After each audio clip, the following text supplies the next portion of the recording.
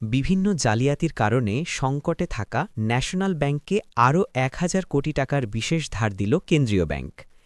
ব্যাংকের demand promissory নোটের বিপরীতে lender of the lost resort হিসেবে বাংলাদেশ ব্যাংক চলতি মাসের প্রথম সপ্তাহে এ অর্থ দিয়েছে। দীর্ঘদিন ধরে আমানতকারীদের অর্থ ফেরত দিতে না পারায় ব্যাংকটি 11.৫% সুদে এ অর্থ পেয়েছে। এর আগে একই উপায়ে বাংলাদেশ ব্যাংক থেকে ৬,০০০ কোটি টাকার বিশেষ ধার পেয়েছে ন্যাশনাল ব্যাংক। সংশ্লিষ্টরা জানান, বিগত সরকারের সময়ে ব্যাপক অনিয়ম ও জালিয়াতির কারণে ন্যাশনাল ব্যাংক দীর্ঘদিন ধরে ধুঁকছে। এর মধ্যে ২০২৪ সালের অগাস্টে সরকার পরিবর্তনের পর বিশিষ্ট ব্যবসায়ী আব্দুল আউয়াল মিন্টুর নেতৃত্বে ৬ সদস্যের পরিচালনা পর্ষদ গঠন করে দেয় বাংলাদেশ ব্যাংক।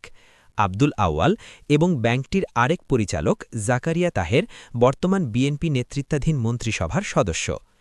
২০০৯ সাল থেকে ব্যাংকটির নিয়ন্ত্রণ ছিল জয়নুল হক শিকদার পরিবারের হাতে।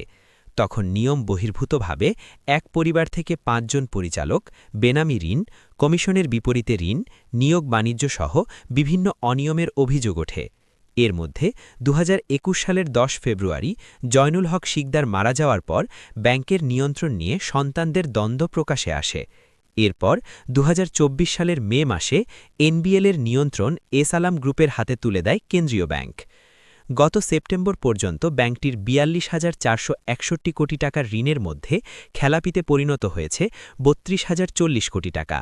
মোট ঋণের যা ৭৫.৪৬%। প্রভিশন ঘাটতি দাঁড়িয়েছে ২৪,২৮২ কোটি টাকা। ন্যাশনাল ব্যাংক ছাড়াও বিভিন্ন জালিয়াতির প্রভাবে সংকটে পড়া প্রিমিয়ার ব্যাংককে ৫,০০০ কোটি টাকার বিশেষ ধার দিয়েছে কেন্দ্রীয় ব্যাংক। কয়েকটি কর্পোরেট প্রতিষ্ঠান আকস্মিকভাবে আমানত তুলে নিলেও অন্য ব্যাংক থেকে টাকা পাচ্ছিল না ব্যাংকটি, তাই বিশেষ এই ধার দেওয়া হয়। এর মধ্যে ৪,০০০ কোটি টাকার বন্ড ও ১,০০০ কোটি টাকা নগদ দেওয়া হয়।